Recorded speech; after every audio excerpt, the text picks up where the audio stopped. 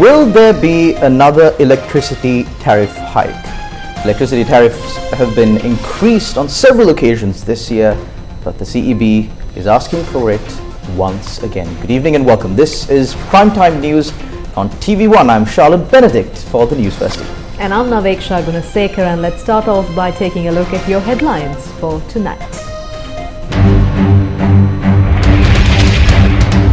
Will the electricity tariff increase by 17%? Minister of Health says vials purchased at 42,000 rupees were not human immunoglobulin vaccines, but saline or a similar substance.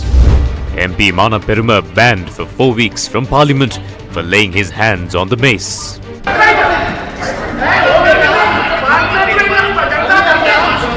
Anti-Terrorism Act is not on Parliament's agenda. A decision from the Supreme Court. President appoints commission to inquire into the electoral system. Lawyers Collective expresses concern if the move is a tactic to further delay elections. එවෙලේ හිටපු සියලු දෙනාම ඒකට කැමති වුණා. අපි නෙමෙයි ඒක කරන්න උත්සාහ ගත්තේ. ඔය විපක්ෂ ඉන්නකට බොහොම අසික්කිතයි. සම්පූර්ණ බොරුවක්. අර ගමේ භාෂාවෙන් කියනවා නම් ටොම් පචයක් මේ කියන්නේ. Angela Matthews and Dushmanta Chamira back in the spot. On to your stories in detail now. Your top story tonight is, of course, surrounding the electricity tariffs. The general public in Sri Lanka, of course, have been suffering under the burden of the cost of living, and a large part of it comes from essential services and essential goods, electricity being chief among them. The Ceylon Electricity Board has now requested for a 17% increase in the electricity tariffs. Making submissions before the Public Utilities Commission, the CEB pointed out that there is a need for the current electricity tariff to be increased by 17%. Representatives of the IMF speaking at the end of their review of Sri Lanka's economy before the release of the second tranche under the IMF's bailout package said that the country is facing challenges in maintaining electricity tariffs in a cost-reflective manner. The representatives further pointed out that the government's income expenditure deficit has failed to reach its target. While the IMF made this statement on the 27th of September, the Ceylon Electricity Board had requested permission from the PUCSL to increase electricity tariffs on the 4th and the 26th of September. Responding to these requests, the PUCSL informed the CEB that the information provided by the CEB to justify the need for a tariff hike does not correspond with the current situation.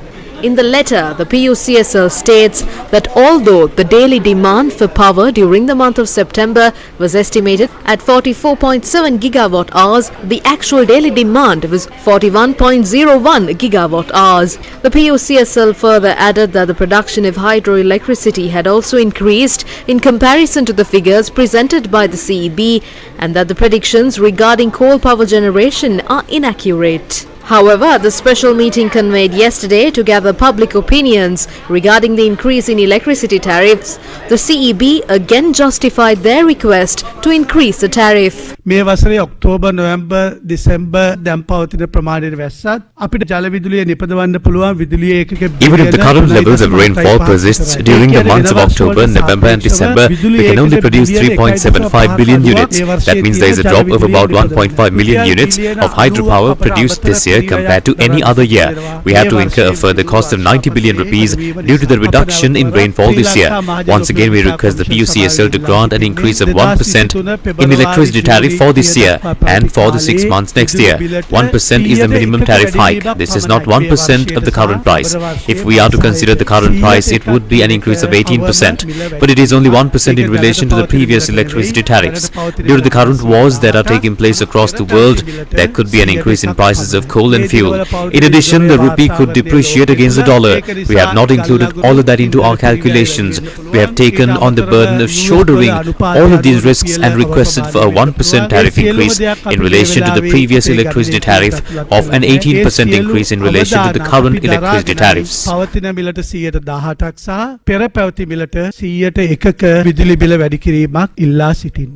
The government's policy is to review and amend electricity tariffs twice every year. The subject minister gave assurances in this regard on multiple occasions. However, can the current electricity tariffs continue to be maintained when the IMF and the CEB are calling for an increase? While discussions are continuing to increase electricity tariffs by 18%, it was revealed before the COPE committee that the National Housing Development Authority had lent 10 billion rupees due to political pressure and demands in the year 2011. You can see a big jump from 2018. By 2019, it has increased from 999 million rupees to 3.02 billion rupees and to 1.287 billion by 2022.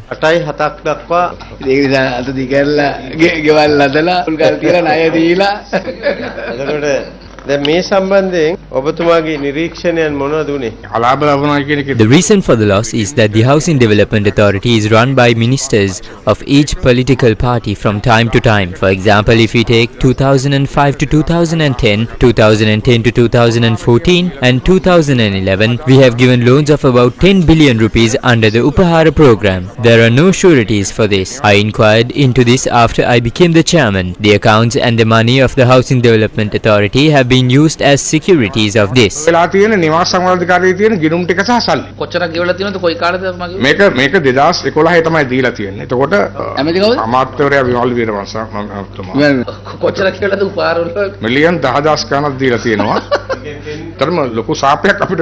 This is a really big curse. We collect all this money with so much difficulty. At the end of the month, everything is waived into interests. There is 559 million worth of arrears to be settled so far. How do we earn any profit? What started in 2011? By 2023, we have to settle 401 million rupees in arrears. These officials also have nothing to do. They say that they were pressured into doing all this.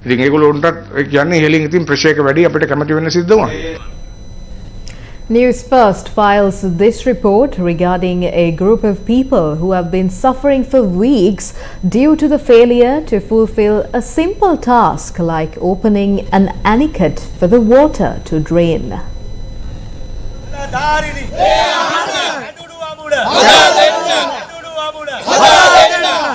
A protest was held on the 7th of October in the middle of the Polvatumodara river in Waligama.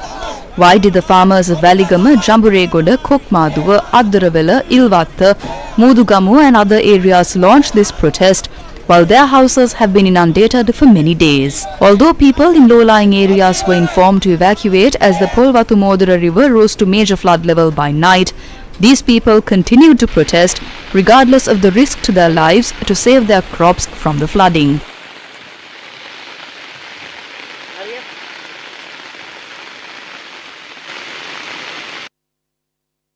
Although several days have passed since the floodwater receded, these people's lives are destroyed now.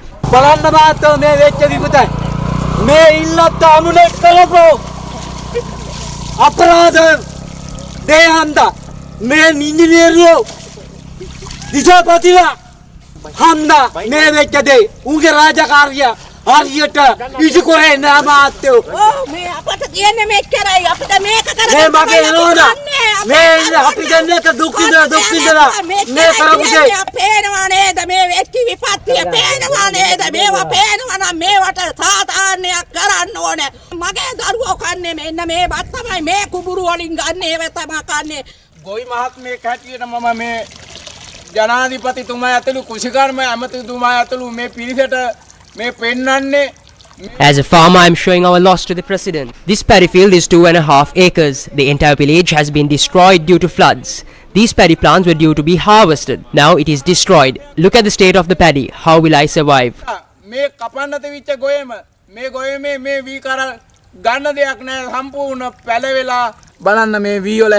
කොහොමද මම ජීවත් වෙන්නේ 2,500 acres of paddy fields in Jamburegoda, Kokmaduwa, Addarawala, Ilwatta and Mudugamu areas are facing a similar situation.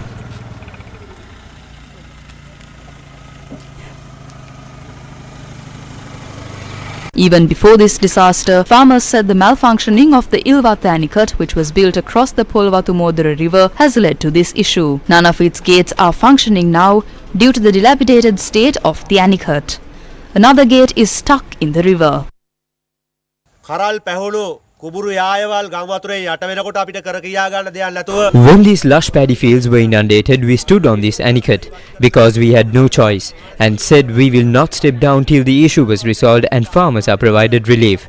Around 10:30 p.m, the director of the irrigation of the southern province promised to remove the broken door, clear the block and fix the anicut for the water to recede. It is regrettable that 10 days have passed since then. Letters are still being exchanged. The harvest of this season is destroyed. If this issue cannot be resolved now, how will these farmers carry on with their lives? Sri Lanka has been facing an economic crisis for some years now. With the economic crisis came multiple other crises, one after the other. Let's move on to another serious crisis, and this time it's in the health sector. News First has been reporting on the controversial purchase of the human immunoglobulin vaccine during the past weeks.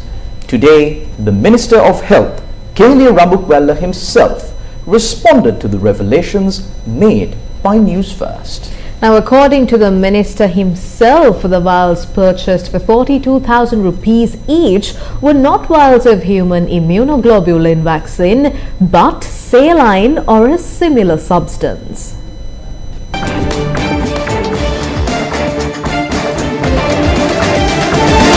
25,000 vials of the vaccine, human immunoglobulin, made from human blood had been ordered, and over 3,000 of them were accepted by the Medical Supplies Division. Around $3 million had been spent to purchase these vaccines. That is almost 1 billion rupees. The more pressing concern is that this drug has been manufactured in Sri Lanka without any legal approval. The National Medicines Regulatory Authority repeatedly said a forged document was submitted stating that the drug was exempted from registration as an emergency purchase. The company that supplied this stock of drugs also did not have legal approval to produce any drugs in Sri Lanka. Despite all of this, the stock of medicines had been accepted by the Medical Supplies Division and then distributed to hospitals in the country. The Health Minister today revealed to News First that the drug purchased is not human immunoglobulin. අපි දන්නේ නැහැ නේද මේ රෝගීට දීලා තියෙන්නේ මොනවාද මේ සංයුතියෙන් මේක තිබ්බ කියලා. එතකොට මේ that is being tested at the lab. They are of the opinion that fortunately there is no adverse chemical in this. What has been given is something similar to saline. saline දාලා තමයි dollar 130 ගාන විකුණලා තියෙන සෞඛ්‍යමත් ප්‍රතිষ্ঠাන වල. Yes, that is what they have put into it. The next bidder had offered this at $300. The CID is conducting a massive inquiry into this. I spoke to the DIG and he said that the facts will be reported to court. The documents are fake. The medicine is fake. The company that produced the medicine is also fake. News First with the people. Divi Savya, the second leg of the Divi Savya program to provide much needed school books and stationery items to school children in Sri Lanka. 20th of October, Bibile, Thanamalvila, Ellavaya. Dai Darwange Anagate Winwin Divi Savya, LOLC Prajasatkaraka Mehevara. As citizens, we strive for a life of purpose and dignity, where rights are ensured and democracy and the rule of law is upheld, where there is conscionable governance and accountability. Let's have these conversations. Join us on the People's Platform, Monday to Friday at 8:30 p.m. on TV1. The Lawyers Collective has voiced deep concern regarding the recent establishment of a commission of inquiry to scrutinize election laws by President Ranil Wickremesinghe. Retired Chief Justice President's Counsel Priyasad Dep was appointed as its chair, and the commission's objective is to scrutinize existing election laws and regulations and propose necessary amendments.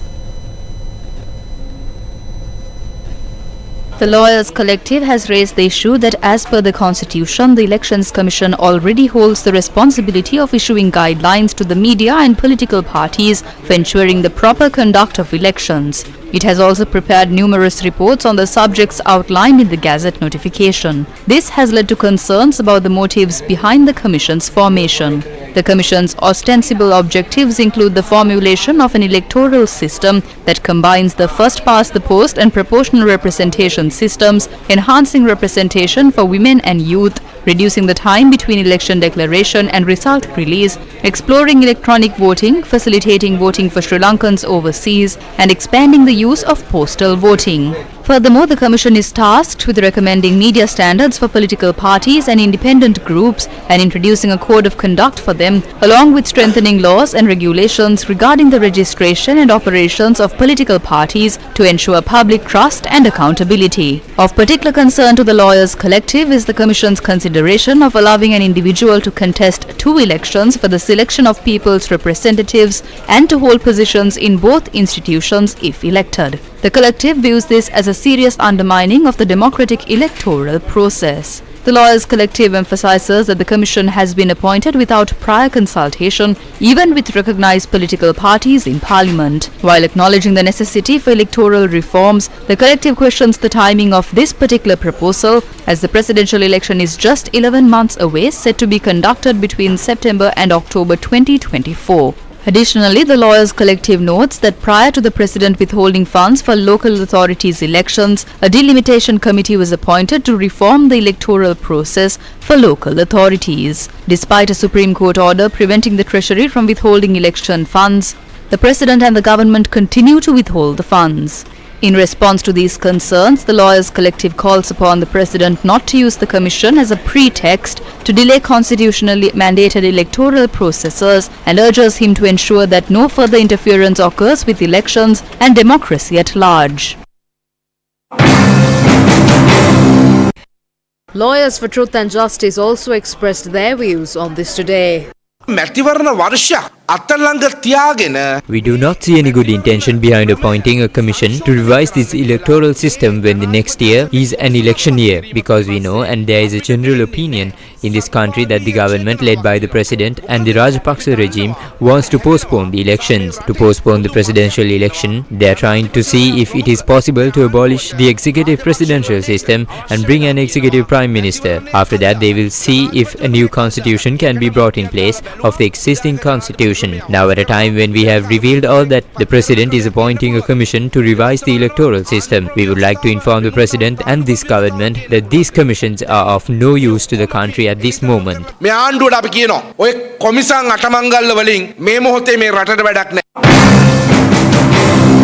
Parliamentarian S.M. Marikar says that no matter which committees are appointed, the Parliament has no power to pass laws to postpone elections. To cancel the presidential election or to postpone the election, no matter how many committees are appointed or what laws are introduced, you need 2/3 majority in Parliament. It must be clearly said that we will not give 2/3 majority of this Parliament. If the presidential system is to be abolished, it should be done by a new government with a new mandate. Otherwise, we are not ready to allow Ranil Wickremesinghe to stay in this position for 1 more year or to increase the tenure of his henchman in Parliament for 2 more years. We are not ready to bow down to that. So don't play with the mandate of the people. In a statement today, the Committee to Protect Journalists has called on Sri Lankan authorities to withdraw the proposed online safety bill and anti-terrorism bill, asserting that they could seriously undermine human rights standards. The program director at the Committee to Protect Journalists expressed concern, stating that these bills could be used to stifle press freedom and freedom of expression.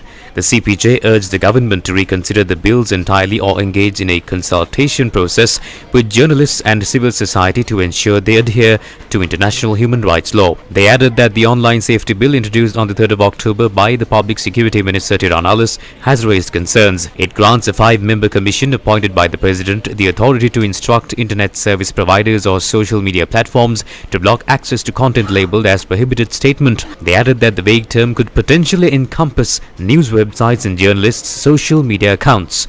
They added that the bill allows for the prosecution of journalists publishing such content with penalties including imprisonment for up to 5 years and an unspecified fine. Ambika Satkunanathan, who challenged the constitutionality of both bills in the Supreme Court, speaking to the CPJ, suggested that the government should withdraw the legislation and address relevant offences through the existing criminal laws. The Committee to Protect Journalists further added that the United Nations has expressed concern that the anti-terrorism bill grants extensive powers to the police and military without adequate judicial oversight. In their statement, the CPJ added that in particular Clause 9 of the anti-terrorism bill, which prohibits supplying, quote, confidential information that may adversely affect national or public security, is viewed as a potential threat to journalists seeking to uncover government activities.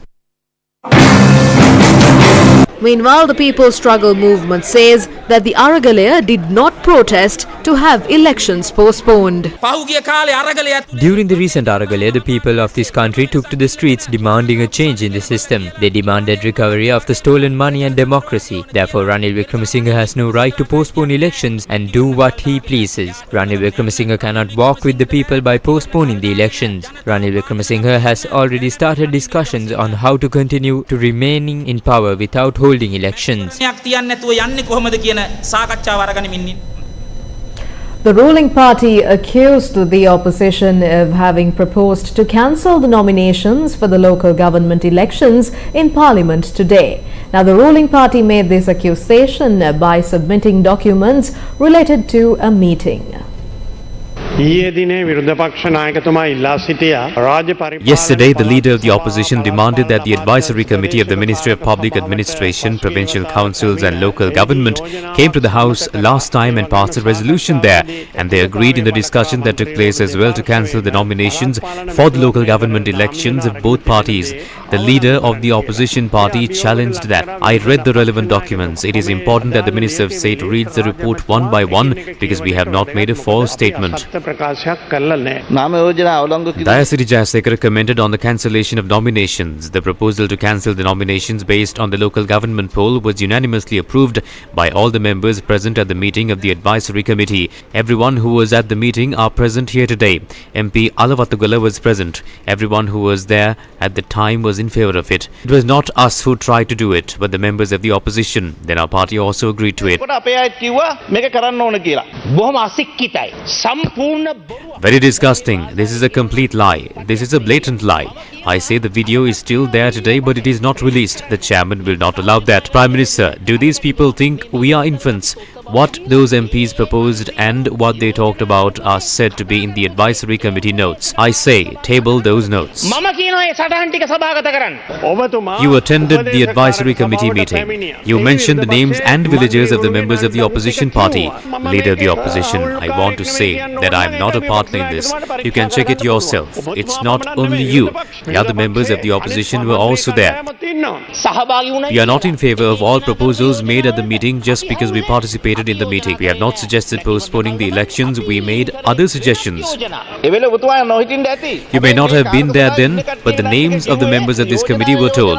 We need to ask the secretary to the advisory committee regarding each individual proposal that was made. I am tabling this in Parliament. Just hold the election without trying out various tricks. They are cowards who are afraid of public opinion. They are afraid of elections.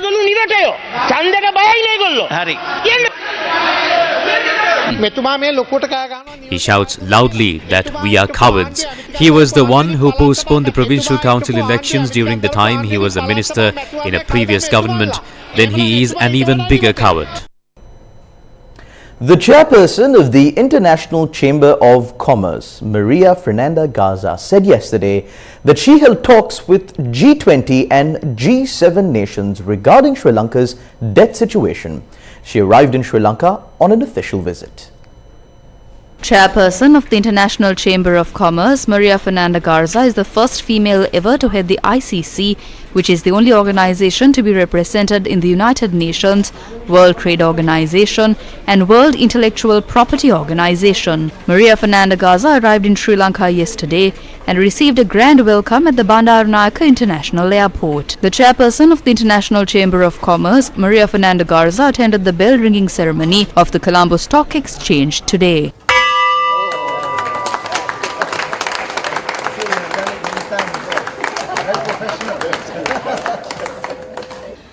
We now live in an era where we talk about fragmentation and volatility as a norm.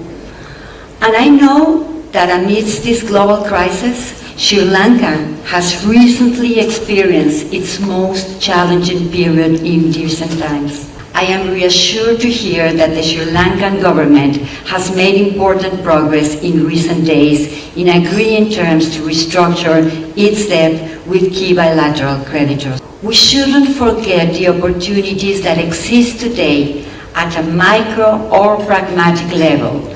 We see huge potential for Sri Lanka at no or minimum cost to prime its trade capacity. First would be implementing common sense customs and trade facilitation reforms to reduce unnecessary trade costs. Second is the digitalization of trade processes. And third, I would encourage you to reflect on the need to invest in developing local skills and capacity for international trade.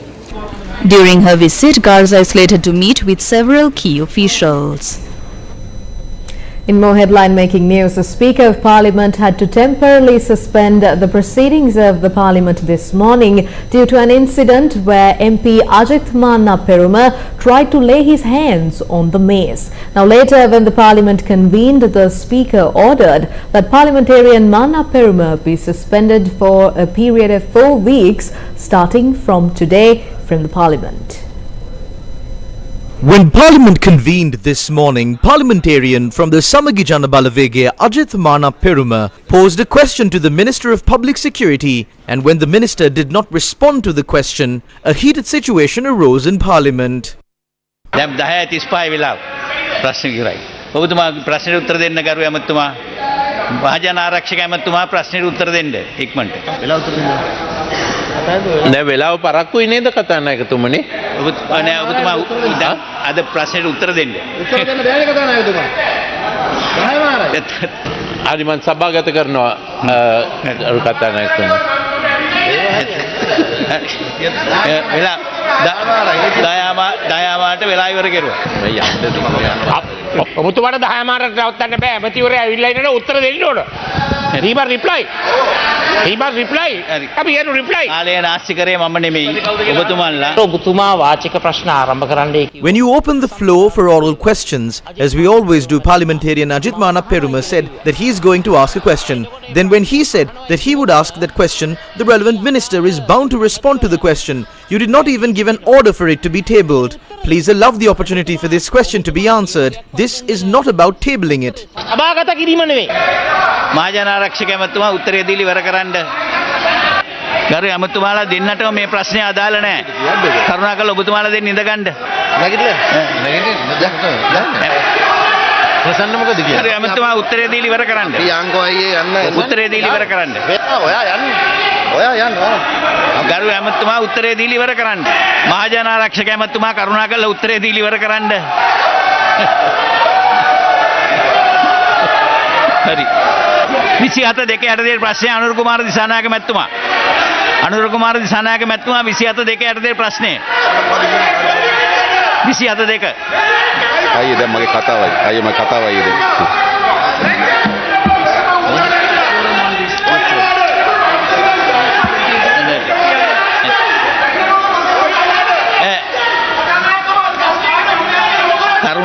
I was not the one who wasted time. It was all of you that did this. The minister rejected answering the question. උත්තර දීම ඇමතුමා උත්තර දීම ප්‍රතික්ෂේප කරා.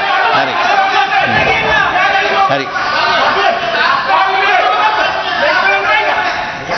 කරුණාකරලා මාන්න පෙරමුණ මන්ත්‍රීතුමා ඉතාම අශෝභනයි ඔය කටයුත්ත.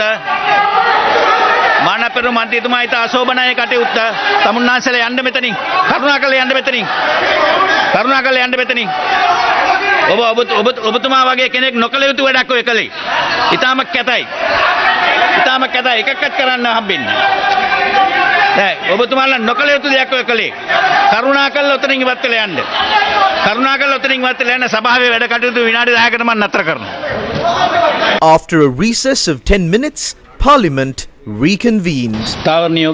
As per the order number 77-3, touching the mace at a time when it was kept inside the chambers of Parliament is a serious act of indiscipline done by parliamentarian Ajith Mana Peruma today in this chamber. The parliamentary service of that member will be suspended from today. I would like to inform you that it will be suspended for 4 weeks. Parliamentarian Ajith Mana Peruma also convened a press briefing and responded to the incident. After about 6 months, we are allowed to ask a question. Only 10 parliamentarians are allowed to ask questions per day. I believe that if we miss the opportunity to hear it, it should be our responsibility to deliberately oppose it.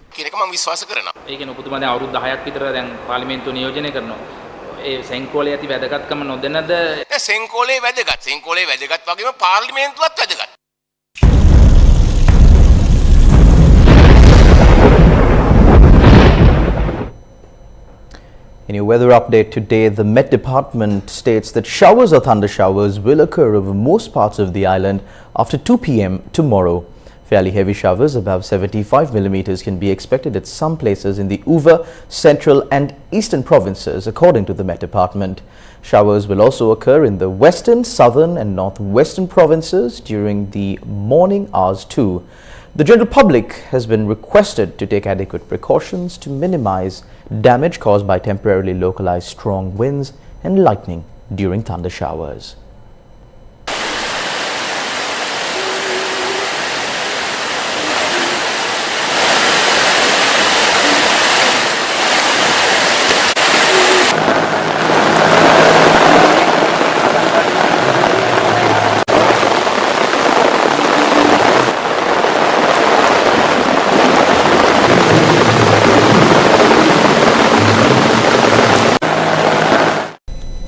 In more headline-making news, the Supreme Court today ruled that since the anti-terrorism bill has not been included in the order paper, the Supreme Court has no jurisdiction to hear the petitions filed challenging the bill. The decision was announced when 6 petitions submitted in relation to the bill were taken up for consideration today. The Speaker informed Parliament yesterday that the anti-terrorism bill has been removed from the order paper of Parliament. I would like to inform Parliament that the said bill is no longer on the order paper of Parliament and the anti-terrorism bill was not presented to Parliament for the first reading in accordance with Standing Order 50/1.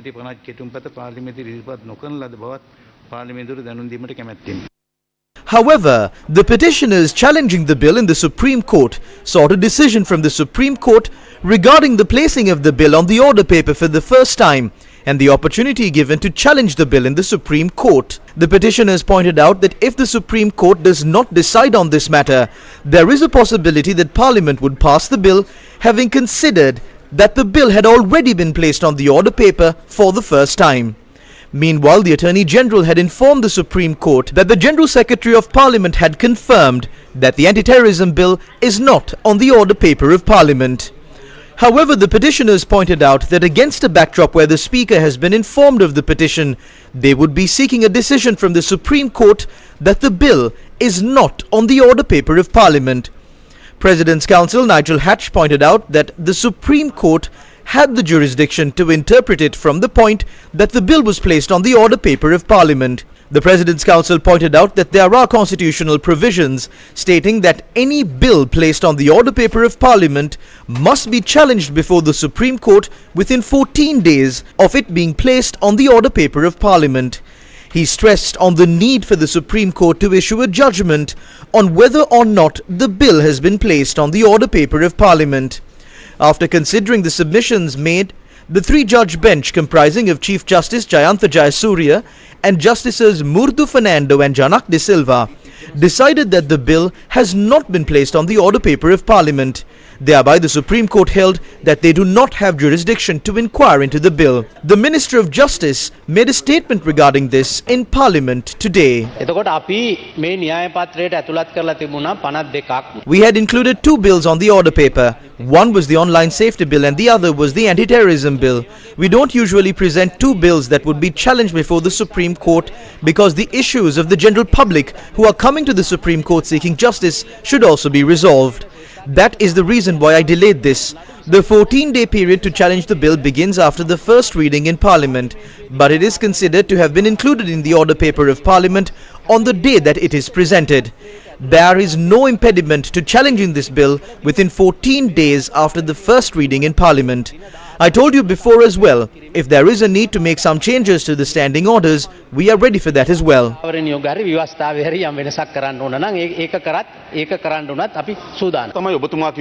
Just like you said, the Supreme Court has sought the opinion of the Speaker. I believe that the Honourable Secretary had sent a letter to the Supreme Court or the Attorney General's Department saying that they hope to place this bill on the order paper again. They are not withdrawing this bill.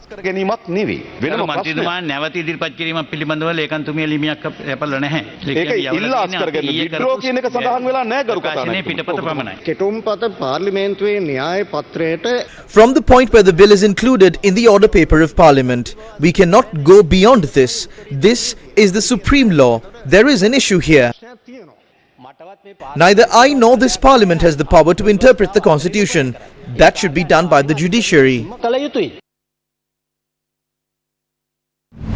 A controversial situation has arisen regarding a committee of lawyers who claim to have prepared the online safety bill. The Minister of Public Security had provided this information to social activist Anuruddha Bandara when inquired under the Right to Information Act. Based on the information, Nalinda Indathissa PC, Jagat Vikramanayaka PC, Dr. H.A.M. Hakim, Jayantha Fernando, Sanjit Senanayaka, Sehan De Silva, Chamindatu Korala, Chintaka Amarasinghe, Ruanta Kure, Senani Alvis, Chintaka Fernando and Aswini Hapangama represented the relevant committee. However, in a Facebook post on his profile, Jagat Vikramanayaka PC said he left the committee at the start as they were told that the relevant bill needs to be drafted within a month.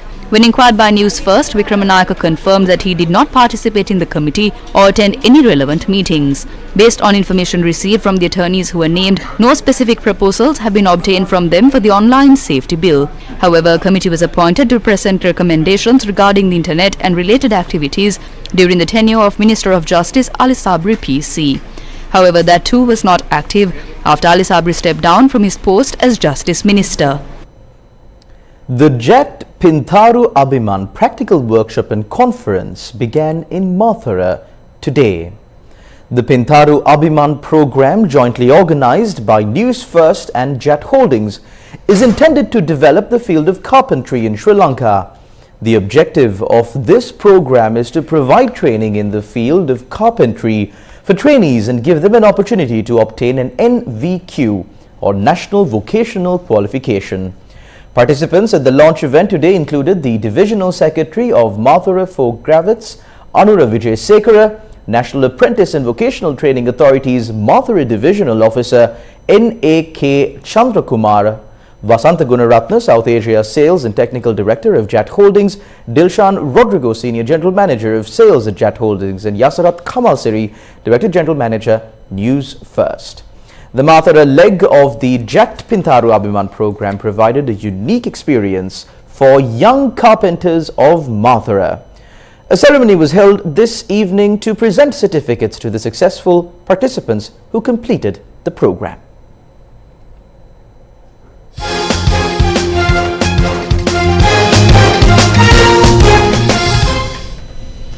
Sri Lanka Cricket has issued a statement saying that a decision was reached to send Dushmantha Chameera and Angelo Matthews to India to be used as additional players.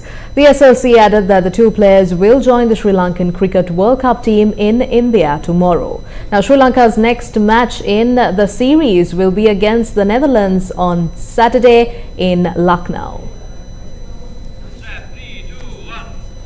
And that's a wrap of Primetime News on TV1 for tonight. Thank you very much for watching. For the News First team, I'm Shalom Benedict. And I'm Naveksha Gunasekara. Good night. Good night.